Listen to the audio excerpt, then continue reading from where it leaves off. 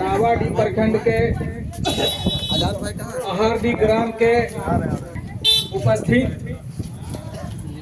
मेरी बेटी जैसी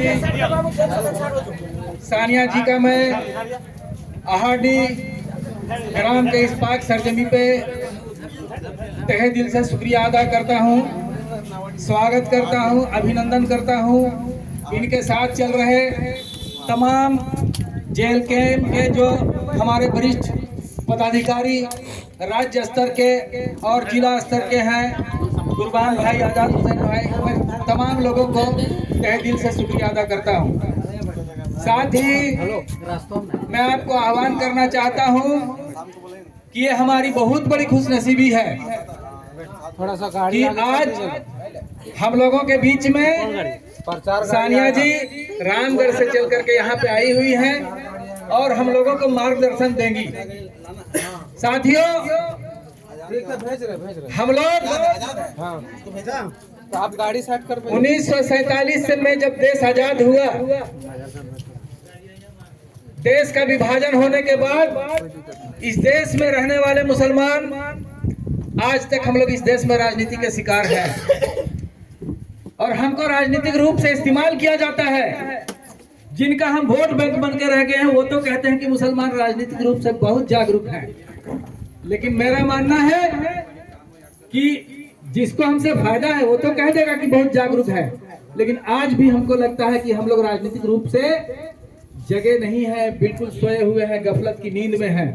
अगर हम गफलत की नींद में नहीं होते तो 40 और 50 रुपया के लिए अपने 5 साल के बच्चों के हाथ में और 6 साल के बच्चों के हाथ में किसी का झंडा नहीं पकड़ा देते, चाहे वह जेएलकेएम का झंडा हो, चाहे वह जेएमएम का झंडा हो, चाहे वह कांग्रेस का झंडा हो।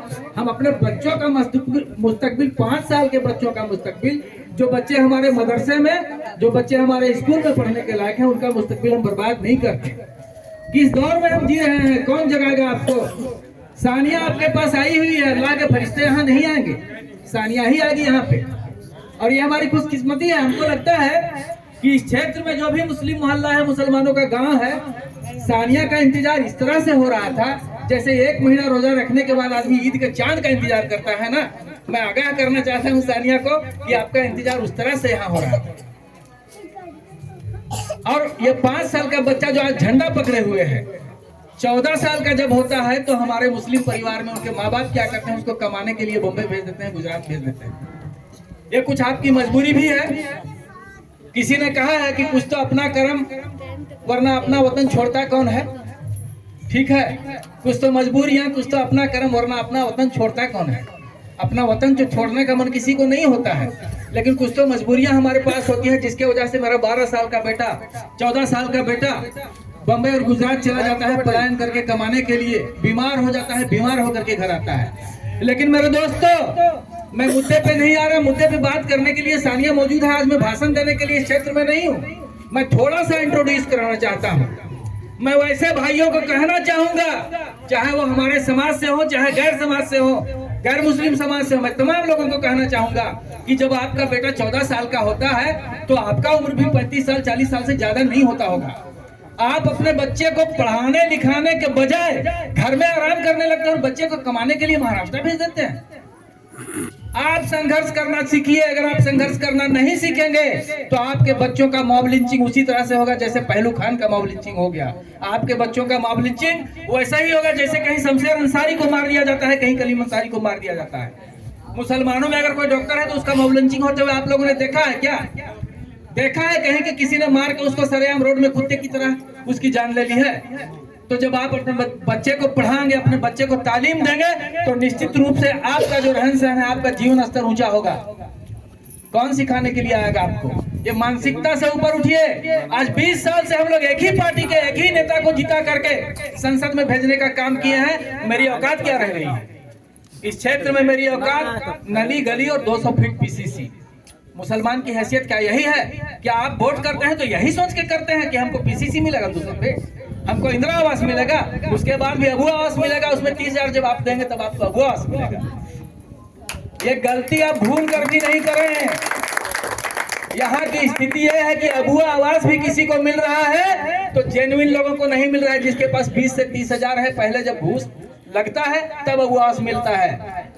और मैं दावे के साथ कह रहा हूं, टाइगर जयराम को जीत करके खाली खड़ा होने दीजिए, ये सारे भ्रष्ट लोग अपने आप यहां से भागना शुरू कर देंगे, सारा सिस्टम ही आपका ऑटोमेटिक सुधर जाएगा। ये मैं आपको विश्वास दिलाने के लिए आया हूं।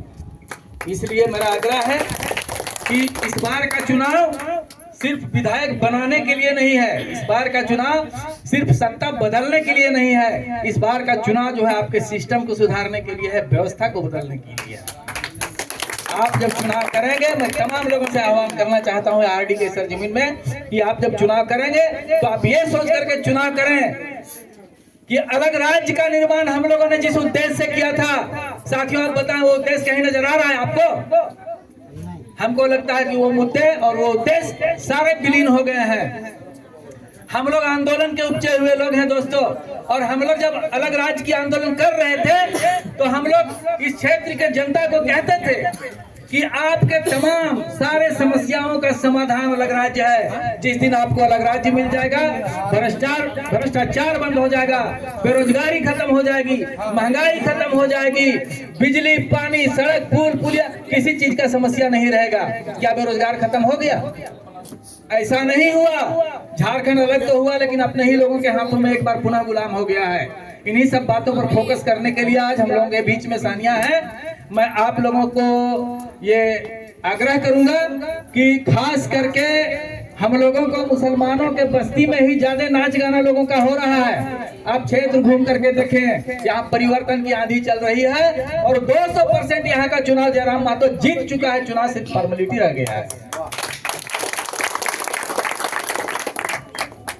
साथियों, मैं इससे आगे नहीं बोलूंगा, समय बर्बाद करना हमको ठीक नहीं है। सानिया जी यहाँ बैठी हुई है, तो आप सानिया के साथ चल रहे हैं हमारे जो वरिष्ठ मेहमान हैं, आप लोग को कुछ बोलना चाहेंगे?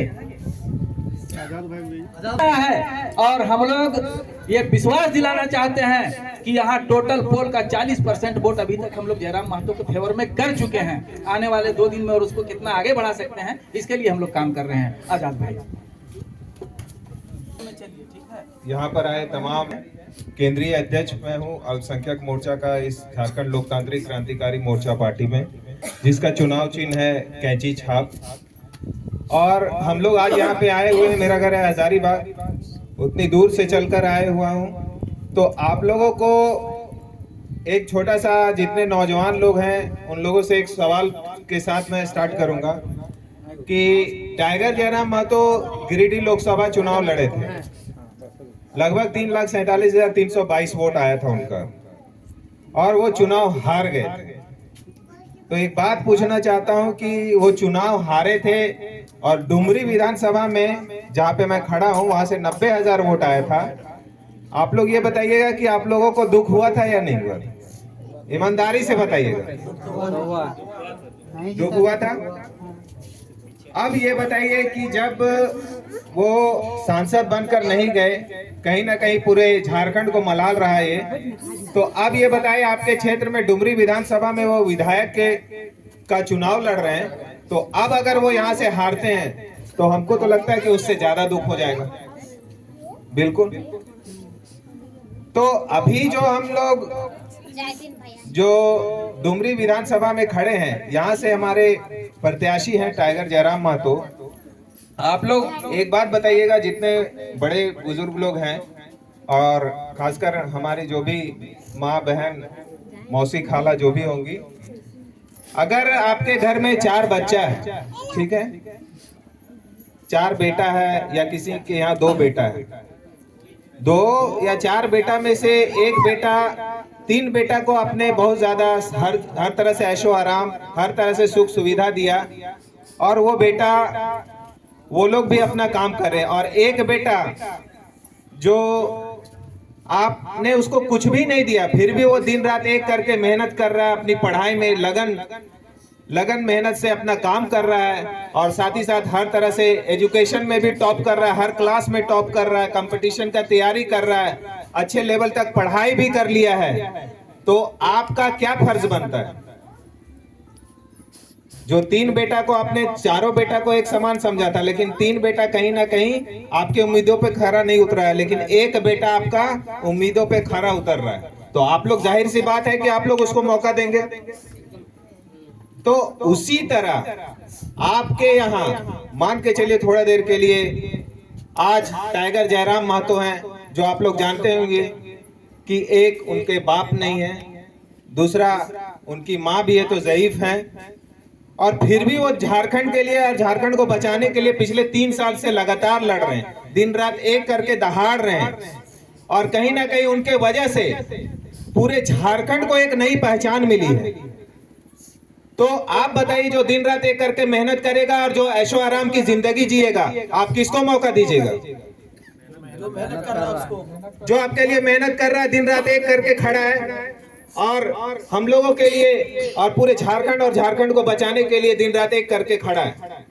तो मेरा कहना यही है कि जैसे मैं आपके सामने आया हूं, अगर मैं चुनाव लड़ता हूं तो क्या आपका ये फर्ज नहीं बनता है कि आपके घर से कोई लड़का अगर चुनाव लड़े, आगे बढ़े, चाहे वो मिडिल क्लास से हो, उसको आगे बढ़ाने का आपका फर्ज बनता है या नहीं बनता है? कि आप एक ही को मौका देते रहिएगा। इसका मतलब है कि हम लोग जो आगे बढ़ना चाहते हैं, हम लोग आगे नहीं बढ़े, यही मतलब हो जाएगा ना कि सिर्फ एक ही आदमी को बढ़ाया जाए। तो मेरा कहना है साफ है, मौका सबको मिलना चाहिए। आज एक छोटा सा एग्जांपल और देंगे। कंपनी में हम लोग जाते हैं, किसी भी कंपनी में आपके बच्चे पढ़ाई कर रहे हैं, कंपनी में अगर वो जाएंगे और वहां से पहले से वो किसी का बाप नौकरी कर रहा है और वो अपना बेटा को लगाएगा, और आपका बेटा टैलेंटेड है, हर तरह से उसको नॉलेज भी है, लेकिन उसको नौकरी नहीं लगेगा, तो आप लोगों को कैसा लगेगा? क्या जो वहां नौकरी कर रहा है उसी का बेटा को नौकरी लगना चाहिए, या कोई नया बच्चा मेरा जाएगा, टैलेंटेड रहेगा, उसको मौका मिलना चाहिए? मौका मिलना चाहिए, मौका सबको मिलना चाहिए। तो फिर हमने किन्हीं को मौका दे चुका है और हर तरह से वो सुखी संपन्न है। तो इस बार मौका राजनीति से ही स्टार्ट कीजिए और इस बार बदलाव कीजिए, तभी पूरा झारखंड में बदलाव होगा। कोई भी आज के डेट में खतियान आधारित स्थानीय नीति नियोजन की बात नहीं करता है। जेएसएससी सीजीएल परीक्षा रद्द हो जाता है, परीक्षा के बारे में कोई नहीं बोलता है, कोई नहीं आवाज उठाता है। क्यों नहीं आवाज उठाता है? जब इलेक्शन का टाइम आता है तो वोट मांगने आते हैं सब। तो हम किनको मौका देंगे? जो आवाज उठाएगा, हमारे लिए दिन रात एक करके मेहनत करेगा, आप ईमानदारी से बताइएगा उसको मौका दिया जाना चाहिए कि नहीं। आपके अंदर एक जजमेंट होना चाहिए। और एक चीज, हमारा जो पार्टी है झारखंड लोकतांत्रिक क्रांतिकारी मोर्चा, उसमें हमारे कौम से, खासकर हमारे मुस्लिम समुदाय से केंद्रीय प्रधान महासचिव फरजान खान है। मैं आजाद हुसैन अंसारी अल्पसंख्यक मोर्चा का केंद्रीय अध्यक्ष हूं।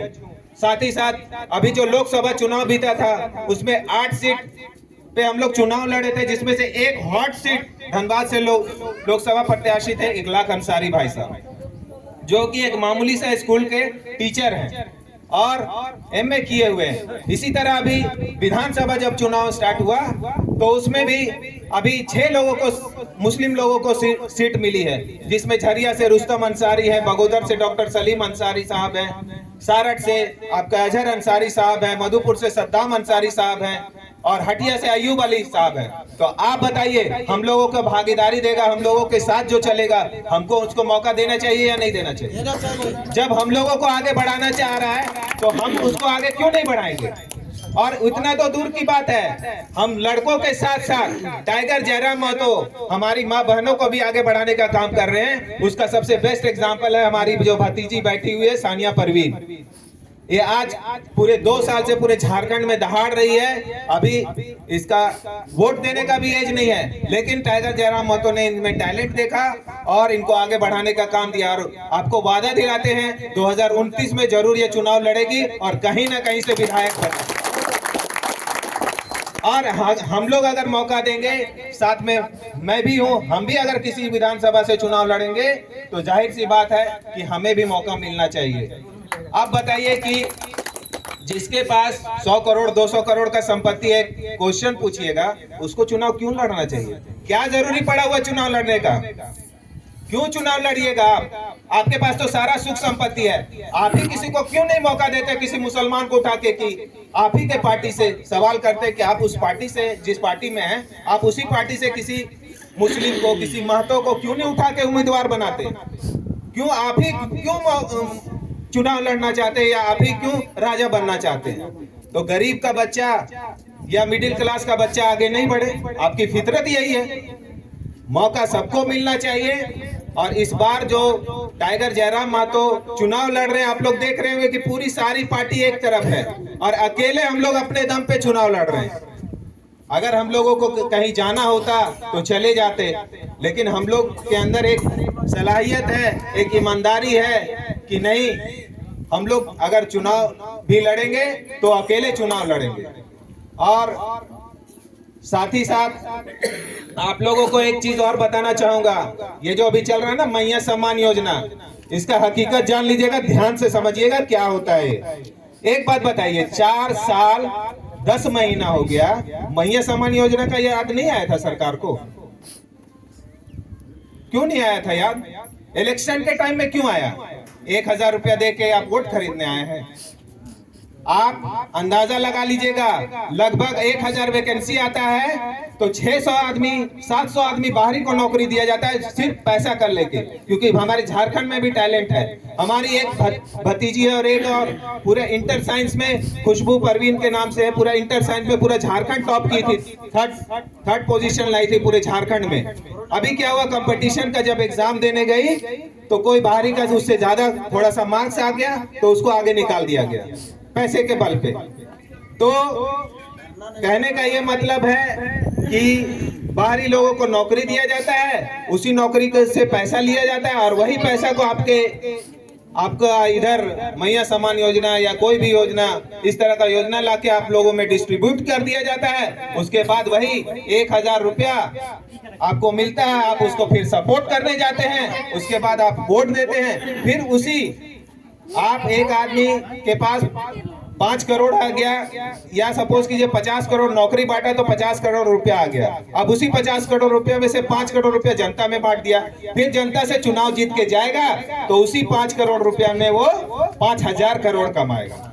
तो अब बताइए, अब आप ही लोग के सामने ये सवाल है कि आप लोग अपने बच्चे को आगे बढ़ाना चाहते हैं या जो जैसा चल रहा है उसी को आगे बढ़ाना चाहते हैं? फैसला आपके हाथ में है। और मैं एक बार गुजारिश करूंगा, रिक्वेस्ट करूंगा कि आप लोग इस बार दिल खोल के बेझिझक टाइगर जयराम महतो का सपोर्ट करें। इस विधानसभा चुनाव में उनका जो चुनाव चिन्ह है कैंची छाप पर बटन दबाकर उनको भारी से भारी मतों से विजय बनाएं, ताकि वो झारखंड और झारखंडियत को बचाने के लिए वो और मजबूती से आप लोग के लिए लड़ सकें। और साथ ही साथ जो हम लोग वोट नहीं मांगने आए हैं, हम लोग जो पिछले 3 साल से जो लड़ाई लड़ रहा है आपके लिए, वो आपसे सपोर्ट मांगने आए, वोट नहीं करना है। और इस बार वोट भी करना है तो आप लोग अपने बच्चों के लिए अपने आप को वोट कीजिएगा। कैंची छाप पे जो भी बटन दबाएगा अपने बच्चों के लिए वोट दबाएगा और अपने आप के लिए वोट बटन दबाएगा। इस बात का आप लोग ध्यान रखिएगा। और मैं ज्यादा कुछ नहीं कहूंगा, अगर कुछ कहने सुनने में मेरे से गलती होगी। जोहार झारखंड, टाइगर जयराम महतो जिंदाबाद, टाइगर जयराम महतो जिंदाबाद, जेल के हम जिंदाबाद, कैंची छाप जिंदाबाद। आपका बटन कहाँ दबेगा? आपका बटन कहाँ दबेगा? बहुत बहुत शुक्रिया।